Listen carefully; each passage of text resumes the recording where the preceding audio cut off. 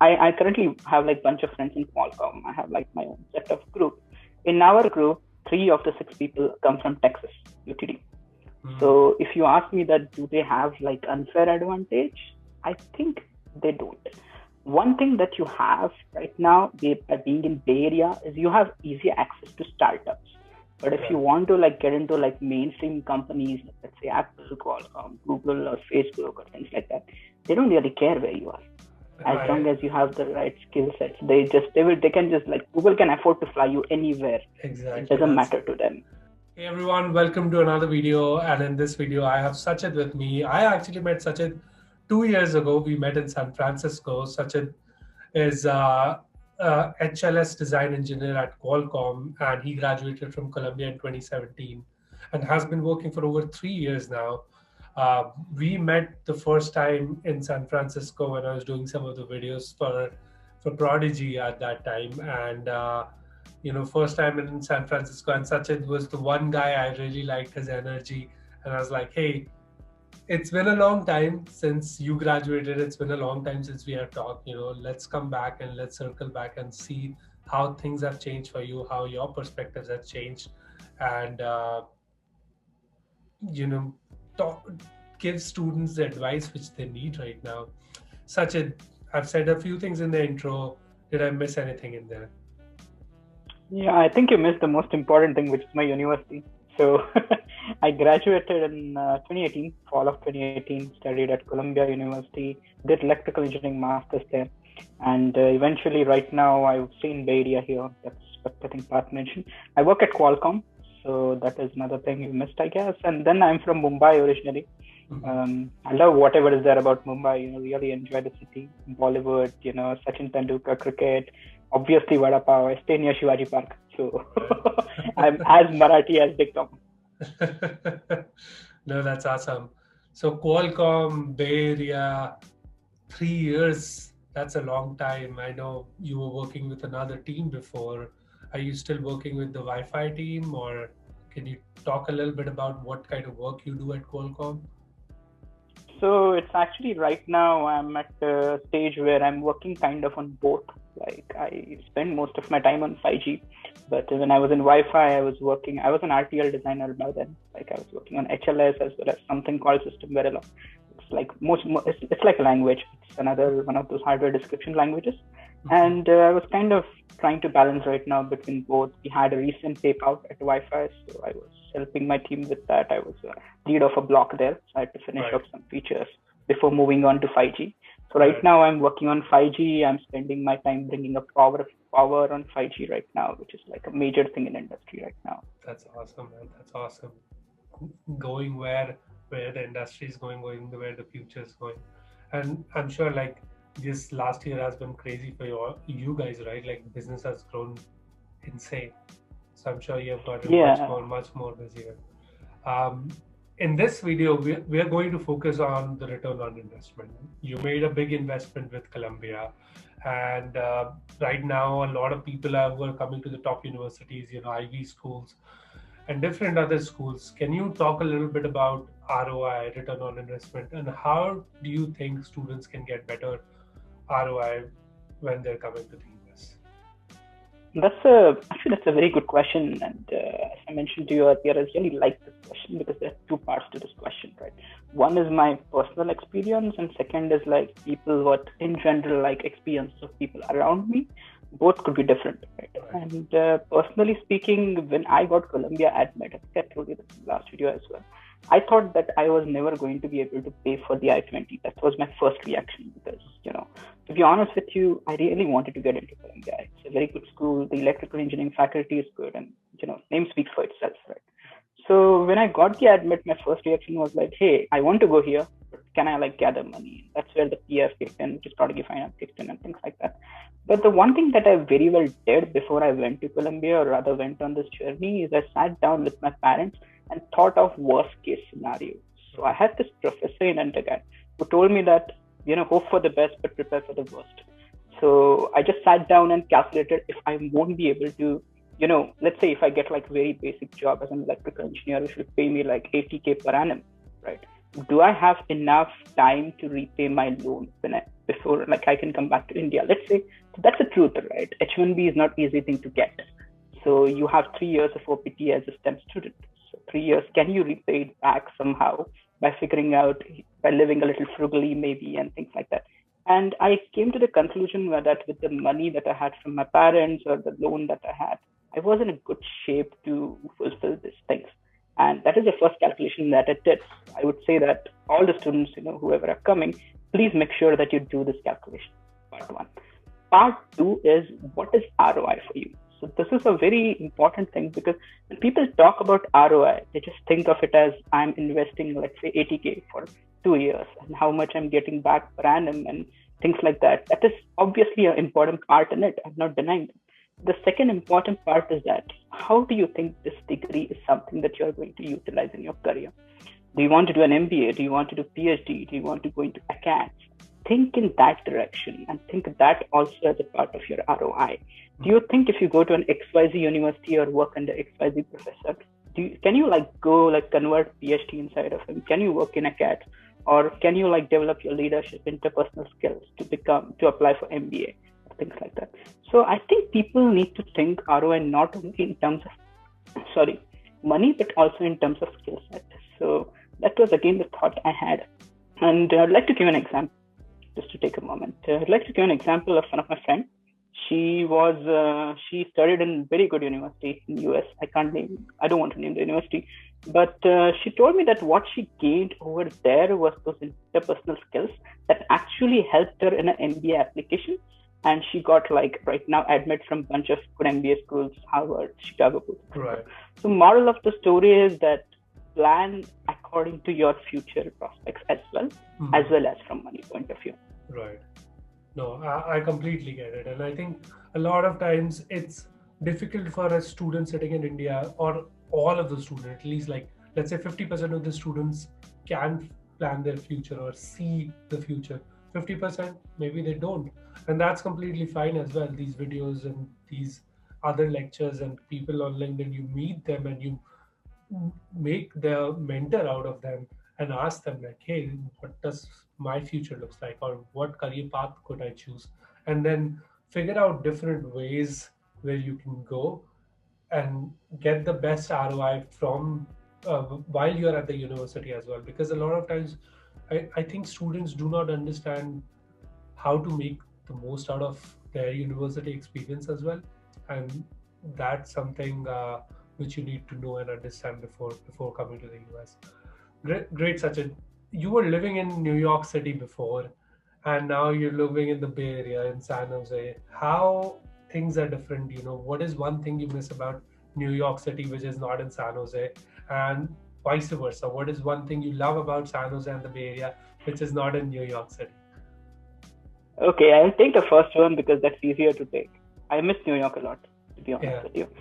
That's probably because I'm one of those few people who likes to go out and have a social life, rather go to explore different restaurants, just eat different kind of food, hang out with my friends, things like that.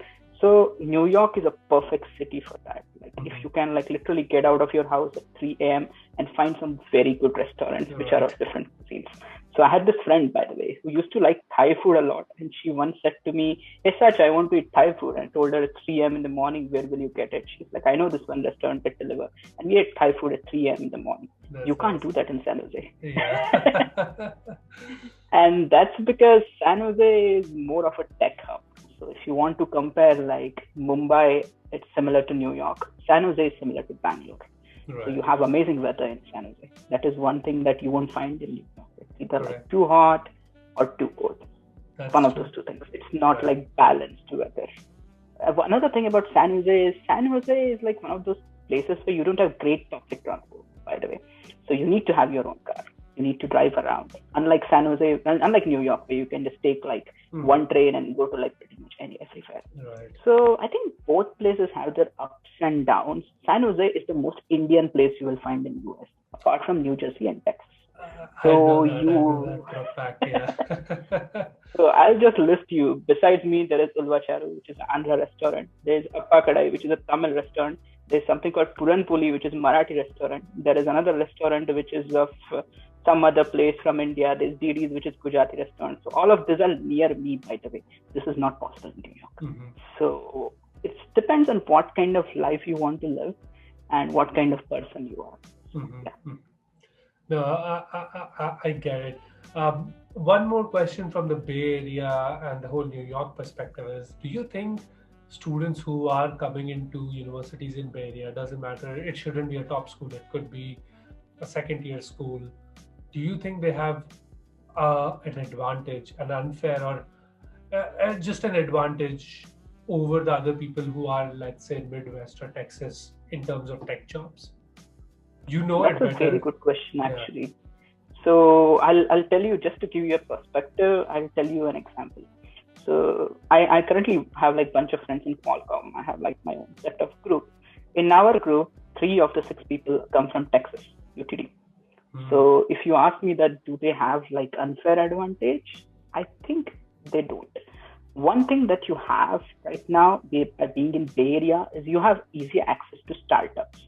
But if you want to like get into like mainstream companies, let's say Apple, Qualcomm, Google, or Facebook, or things like that, they don't really care where you are, as long as you have the right skill sets. They can just like, Google can afford to fly you anywhere. Exactly. It doesn't matter to them. I love your answer, because this is like what I've been preaching as well to the students, but the students don't understand. But again, it's like if they're coming to a tier 2 university,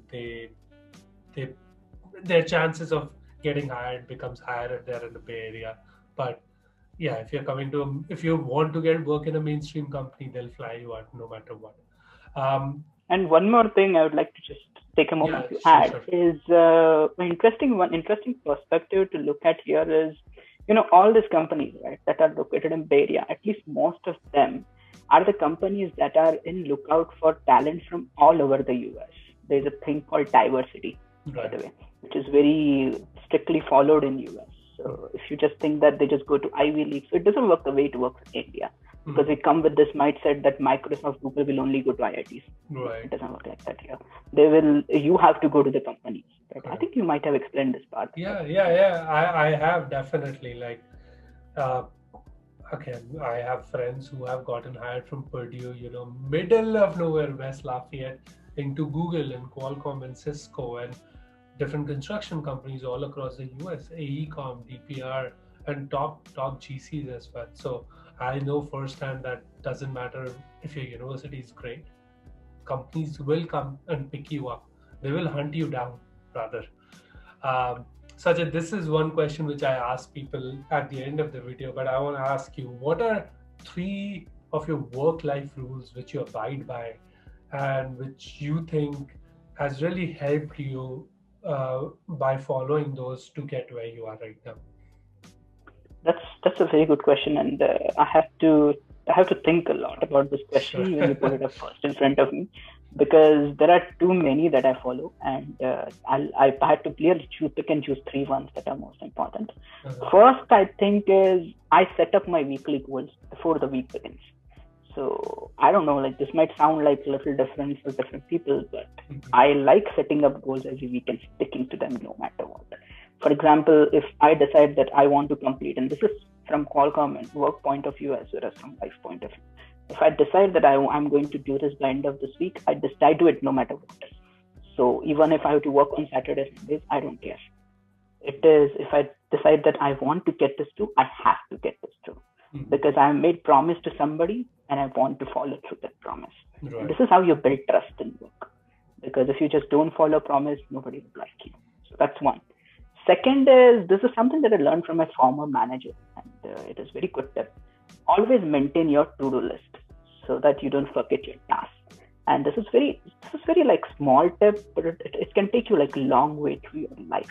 Because many times they are very small things, right? Let's say if somebody has asked you a very small question, you might tend to forget answering that question. You tell them, I'll get back, but never get back. So these kind of things shouldn't happen. That's why make your to-do list and sort it on the basis of priorities. What is your highest priority? What is your lowest? What is your least? Things like that. So this is second one. Third one, which I think my colleagues, like I have some of the colleagues, and when I write their performance reviews, I write this. which is be proactive. So let's say if you will have always this phase in your career or in your work where you won't have work at all. So in that case, you should go and ask your manager, hey, I don't have work, what should I do? Or go to your colleagues, make friends in your teams, go to those friends and tell them, hey, I think you have too much workload. Can I just pick up this task and do it for you? And just do it. That separates you from the rest of the crowd. Because people generally, what they tend to do is that they just like to do 9 to 5 job, go home, sleep, enjoy life. But if you are just going to somebody and saying that, hey, you're busy, can I just do it for you? People try to separate you from others and realize that you are that, I don't know, there's something that is in Family Man, right? Don't be that minimum guy or something. Have you watched season 2? I have watched the season 1, but I don't remember. But it's more like be proactive, not reactive. Exactly. Right. That's awesome. And so just to give you a little backstory, I reached out to Sachchid, I think like last week or so, and I told you that I'll send you a questionnaire. And I think I didn't. And I'm bad at it. I'm like kind of managing a full-time job, YouTube, and some other aspect of my life as well. So I'm really bad at to-do list and kind of tracking them down because everything becomes urgent. But I remember Sachchid following up with me 3 times because I'm sure it was on your to-do list to look at the questionnaire. And I'm like, all right, let me send it to you right now. So I sat down, took out 45 minutes, wrote down the question and send it right then and there because I figured it's a priority item for you. And if I'm inviting you, I should be proactive rather being reactive. Appreciate that. Funny story about Prodigy Finance you mentioned initially. Right now the whole loan market is going on and students are taking out loans. I remember you mentioning, and I'm going to insert that clip right now, but you mentioning that they have added Columbia for you because they didn't have that as university list. Tell us that story and how that experience was with you and how that company who funded your education played such an important role in your life. Mm-hmm. So I'd like to a little bit correct here. I guess there's this misunderstanding. Sure. They didn't add Columbia, but they added Columbia Electrical Engineering. In the sense that they were never financing anybody from my department. But still, it was a journey because I remember that first time when I applied to Prodigy, right? Mm-hmm. I couldn't see Electrical Engineering Columbia there. My first reaction was like, hey, how am I supposed to get loan here? Because when I heard of Prodigy, I heard it from a friend that I met, and he told me that there's something called Prodigy, which goes ahead and provides loan to MBA students. That's what I heard. And he said that they're planning to start for engineering schools. I don't know how it's going to happen. So I just went ahead and checked out the website. I was like, this is just one of those. And this is where coming down to proactive part, right? So I said that let's probably give it a try. If it doesn't work, it doesn't work. Right? There's nothing to lose. So I went ahead, checked the website, find out that there's a financial engineering sector branch there, which is just the only branch that is listed there. I said, okay, fine. I mean, I'm working electrical engineering, but if I just go ahead and apply, probably somebody will reply. Right? So I went ahead, put financial engineering application, put my electrical engineering I-20, by the way. And obviously, I got rejected. But I got a note from somebody which says that, hey, I see that you have Columbia admit, and this is electrical engineering admit. Why are you applying for financial engineering? And I told him that because you don't have electrical engineering, can you please add it up there? He told me, yeah, we are planning to do it anyways. Let me go ahead. I can try to do that, but I need your help. I said, okay, what your help you need? He said, can you send me the whole I-20, how much expenditure you think it will be? So I went a little back and forth between my department, between Prodigy Finance, just connected them together and brought them together and said, hey, let's get this through. And I remember that it was a funny thing because when I flew from India, which was, I think, I faintly remember I got my visa on 11th of July. I flew from India on 15th of August. And throughout this time frame, when I went for my visa interview, I had no loan approved. So, and if I think most of your students will know, to get your visa, you need to have 1.5 times the I-20. Yep. That's what they recommend. So I went ahead and basically collected all the money I could find from all my relatives, put all of them as co-sponsors, went to visa and got visa approved. Then when I flew to US, that's when I got my loan approved in a week or so. After a week after that, there was a disbursement. But moral of the story is that it was like, I mean, it was a journey that has taught me a lot. One of the things is that, you know, we should like keep on knocking doors and eventually one will open. That's awesome. So That's awesome. That's great. 3 years you have been working in the US, you've been working in one of the top companies. How has your perspective changed when it comes down to finding a job, and what are the tips which you'd like to give to the students who are looking for jobs right now? What do you think? Again, proactive, reactive, your 3 rules. Other than that, what should be the students doing to kind of stand out? I think one of the most important things that we as Indians, I think I mentioned in your last interview as well, don't do is networking.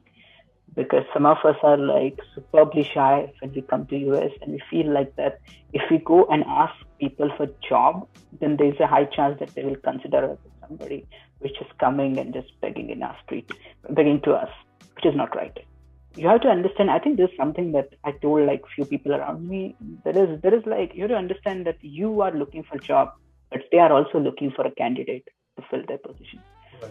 So whenever you think that, you know, I am just like overdoing this, or like, you know, I shouldn't like network enough, you are completely wrong. I'll tell you one thing, how like whenever I have gotten like interviews until now, like most of them have come through like referrals, or come through like somebody posting a job and that I know, saying that, hey, I need like this particular position, are you interested? And there have been moments when things just fall up together. So the most important thing, I guess, is to put your resume out there. People need to know that you are looking for a job. And I've seen like many people doing a great job with it. Specifically, like a few of my friends, they have started putting in posts on LinkedIn saying that, hey, I'm looking for a job, this is what I want. And if you put posts like this, I've seen posts getting like 10,000, 20,000 likes with 200 comments, people tagging their friends telling that, hey, this person is looking, I heard you have a position, can you please help them? These kind of things are very important to do in today's world. I guess people don't do that. Second thing I have learned over like my last 3 years, you asked me that how your perspective has changed, right?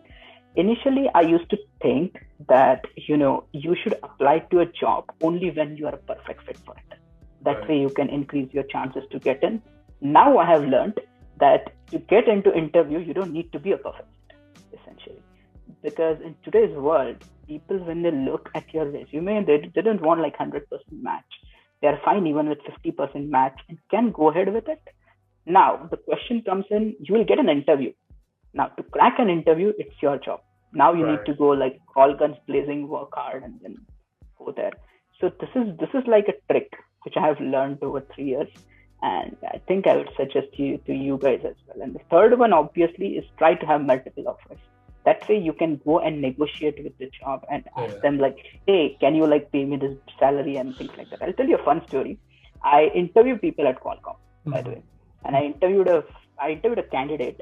She came to me, was a very good candidate, by the way. She like answered all the questions I asked her correctly. Bunch of stuff I discussed with her, and she openly told me, I have an offer from XYZ company. Do you think you can pay me more than that? To have that kind of boldness, I appreciate that and give her kudos for that. You should have that kind of boldness. Right. At the end of the day, we all are looking for the best option for ourselves, right? So I think Qualcomm also appreciates that. If I'm sure that if you're telling them, I have an offer, can you match? And I guess it also increases their credibility. Okay, the other person or the other company is hiring and paying them that much. Right now, I just went through recruiting process, and this is the same thing, which I would say I was dumb 2 years ago.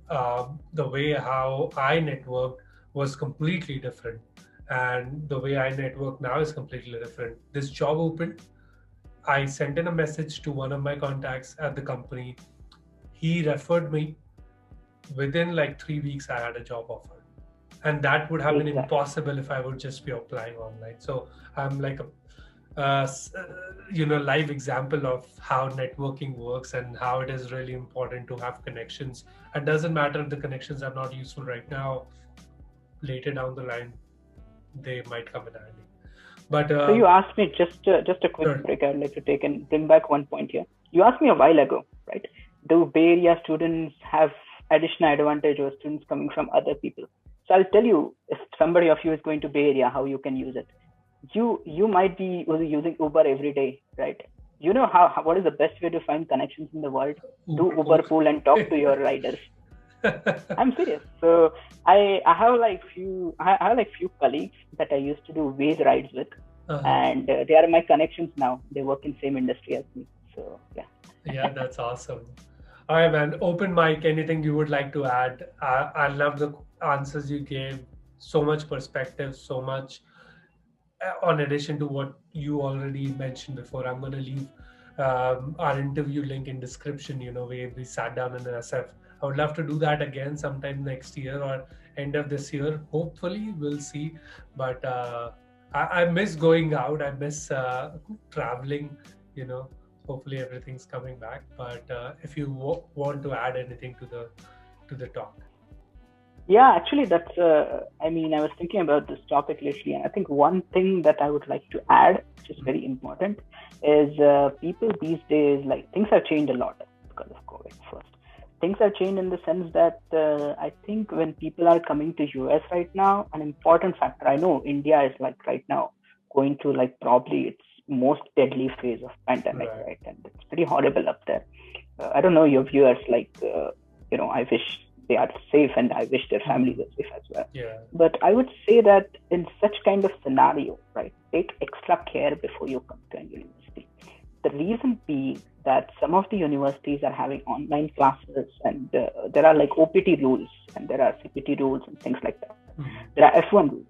So read them, keep yourself updated, keep yourself knowledge. Because if you like end up in a situation where you can lose your OPT, you can lose your CPT, then it's going to affect your career. And don't get yourself into that trap. So basically, like, take extra care in the scenario. Just make sure that you actually are sure about the university you want to go and you're aware of all these visa rules and all this visa intricacies.